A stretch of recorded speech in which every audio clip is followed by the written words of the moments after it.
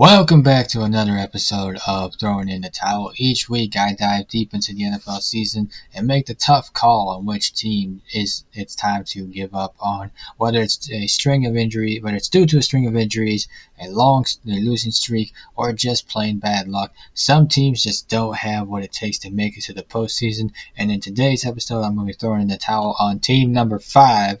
So make sure you stay tuned to the end to see which team that is. And we're going to go ahead and get started with the AFC East. And go figure, the only team not here this week is the Miami Dolphins.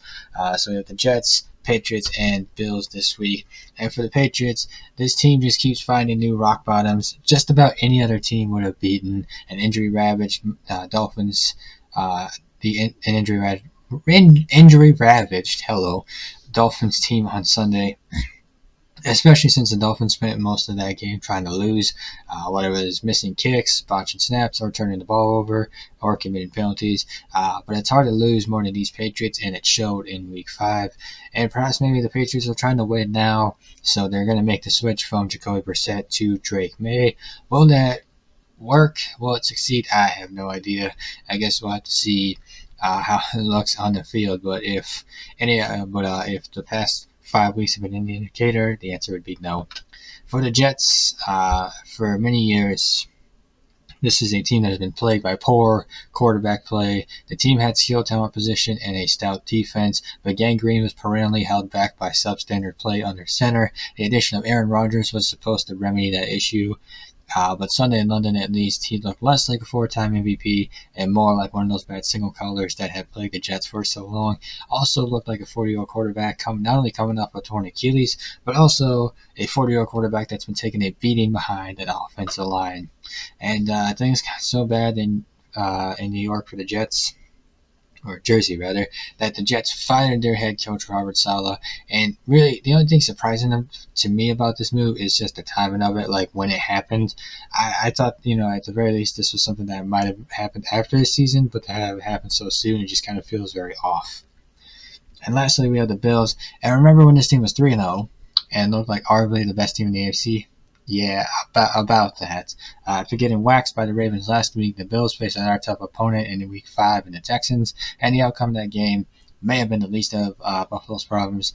Sean McDermott is widely regarded as one of the best in the league at what he does, but his decision to throw 3 straight times when the Shoutout was on end zone helped set the stage for Houston's game-winning field goal. And also, Josh Allen completed 9 of 30 passes, which is just an ugly stat line that doesn't help matters either.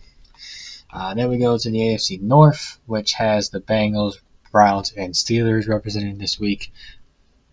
And with each passing week, the Browns are staking the claim as the worst team in the NFL, and the center or cause for that claim is the play of Deshaun Watson. Watson was a hot mess again on Sunday in a blowout loss to the Commanders. A Matador-esque offensive line that allowed 7 more sacks isn't helping matters any, but the lack of protection is getting to Deshaun Watson. It's getting in his head. He's ignoring open receivers, getting happy feet almost as soon as the ball is snapped. However, despite his terrible play and his season rapidly circling the drain, Kevin Stefanski, give him credit, I guess, he's sticking with Deshaun Watson under center. The pressure is mounting. Something's going to give. When it does, and what that thing is that gives, who knows? But certainly Kevin Stefanski could be coaching for his job, and Deshaun Watson could very well be his downfall, which is through no fault of his own. That's 100% on Andrew Berry, the general manager, but owners don't like to hold GMs accountable. So for the Bengals, they needed this win. The odds of making the playoffs are better when you're 2-3 versus when you're 1-4. And since he had his chances in this game, they were up 10 in the fourth quarter. They recovered the Lamar Jackson fumble and plus territory in overtime, and they just couldn't seal the deal. No matter how good their offense played, the defense let them down in this game. And for the Steelers, if you're into quarterback controversies, we got one for you in Pittsburgh right here. In fairness to Justin Fields, it's not solely his fault that the Steelers lost. He was not great in this game, but it wasn't his fault that the Steelers got gashed on the ground by a Cowboys team that has been struggling so much to run the ball that they just, they've kind of been rotating between 3 different guys and hoping that one of them sticks. And I guess Rico Dowens might be their new starter going forward. But Ultimately, a couple tough losses here for Justin Fields. I imagine that leash is getting shorter. Is getting shorter for him, and it might be a matter of time before we see Russell Wilson under center for the Steelers. Moving on to the AFC South. We got a lone representative this week, that being the Indianapolis Colts. And for whatever reason, this team just cannot win in Jacksonville. After falling in wild fashion Sunday, the Colts have lost a staggering 10 in a row at Everbank Stadium. This was a game where they roared back with 24 fourth-quarter points, where Indy piled up 447 yards of offense despite missing its starting quarterback and running back, among other players. Still couldn't get the job done despite Joe Flacco's best efforts. And in the AFC West, we have a lone representative again, that being the Raiders. And this team has problems, and Devontae Adams leaving the team is going to be another one for this offense, or for this team. And it's not like anyone expected the Raiders to be a contender, but there was hope that the Raiders would at least be an improved team in 2024. There has been the occasional flash of that improvement, but Sunday's mistake-filled mess of a game wasn't it. It may have also been the end of Gardner Minshew as the team's starting quarterback. After throwing his second interception in the game, he got benched again. When asked after the game who's going to be starting Week 6, Antonio Pierce told reporters that he doesn't know. And honestly, that's a pretty good answer. I don't blame him. I mean, when you're stuck between Gardner Minshew and Ian O'Connell, that's an unfortunate position to be in when that's your two choices for quarterback. So I don't blame him if he doesn't know just yet, because you can't really win with either one. So that does it for the AFC Division, AFC losers this week. Who's going to be representing the divisions this week?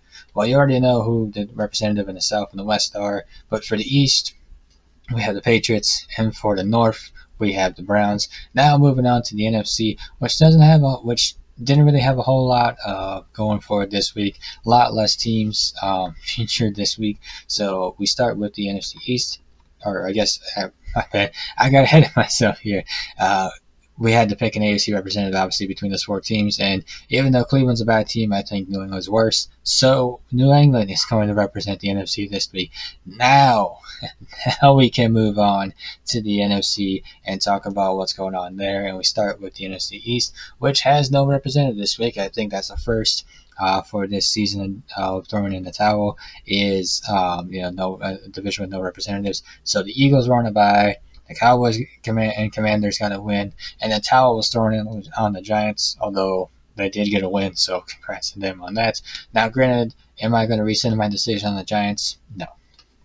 NFC North, also no representatives this week as well. The Lions were on a bye. The Packers, Vikings, and Bears all got wins, so congrats to the NFC North, which might look like the best division in football as it stands right now. Moving on to the NFC South. And look at that. We have teams. We have the Buccaneers and we have the Saints. So for the Buccaneers, Thursday's overtime loss in Atlanta was just one game of 17, but it's one that the Buccaneers may come to regret as the season moves along. It's a game the Buccaneers appear to have in hand, up 3 with the ball at the Atlanta 28-yard line with less than 2 minutes to play. But the Buccaneers lost 14 yards on the ensuing drive, knocking them out of field goal range. Kirk Cousins, who had a career best game, drove the Falcons down for the game-time field goal and then guided them down the field with ease for a game-winning touchdown in overtime. So the Buccaneers had it, and they blew it. And that one might come back to bite them because the Falcons are going to be their main competition for the NFC South title. And for the Saints, well, the Saints scored 91 points over a 2-game span and appeared to be a contender in the NFC South. If you don't remember that was in Week 1 and 2 of this particular season. Since then, they have scored 14 points in a game just once. And against the 2-time defending Super Bowl champions, they scored 1 touchdown and had 220 yards of offense. And to make matters worse, Derek Carr went down with an injury, and he's expected to miss multiple weeks. So the Saints are down bad. And lastly, we have the NFC West with the 49ers, Rams, and Seahawks representing this week. And for the Rams, it has just been too much for the Rams. There have been too many injuries to key players along the offensive line and at wide receiver. There have been too many defensive lapses, which include letting Tucker Kraft rumble for a 66-yard touchdown. Always fun to see a tight end rumble. Not for the defense, but for the viewer at home, probably. And now, as the Rams head into their bye week, the team is 1-4. and reeling. They need this bye week back. They need to get at least somebody back. Hopefully Cooper Kupp, although Jordan Whittington is coming along nicely for this team at wide receiver. For the 49ers, this team also has problems. In 2022 and in 2023 combined, they lost one game in the division. This season, they lost two. That's bad. What's worse is that in both of those games, they were up double digits. In the fourth quarter, they were up double digits by the fourth quarter, and they couldn't hold that lead. They blew it against the Cardinals. This team is struggling this year, and you can't really pinpoint to any one particular thing, I don't think. It's just overall the team just has not been playing well. Honestly, now that I think about it, I think the defense might be more of an issue for this team. I think all of these changes at coordinator, it's finally coming back and kind of biting Kyle Shanahan. I think he might have gotten a bad DC this time around. And lastly, for the Seahawks, not that long ago, the Seahawks were riding high, a 3-0 team in first place in the NFC West. Well, Seattle is still in first place, but that's because seemingly no one else wants to be. For the second straight game, Seattle struggled defensively. Now, that was understandable in week 4 when they were playing Detroit, in Detroit, but it's another thing in week 5 when you're playing a one-win New York Giants team that doesn't have Malik Neighbors and Devin Singletary available to them. So no excuses for losing this game, especially with Kenneth Walker not getting the ball on the ground. I mean, what were we even thinking there? So bad game management from the Seahawks here. So with that, we move to so that does it for the division losers or conference losers this week. Now we move on to the division representatives, and so we just have two. We have the Rams in the West and the Saints in the South. Looks like I got those two flip-flop. Oh well, I guess position doesn't really matter that much. So those are your two representatives, and between those two teams, who's representing the NFC this week?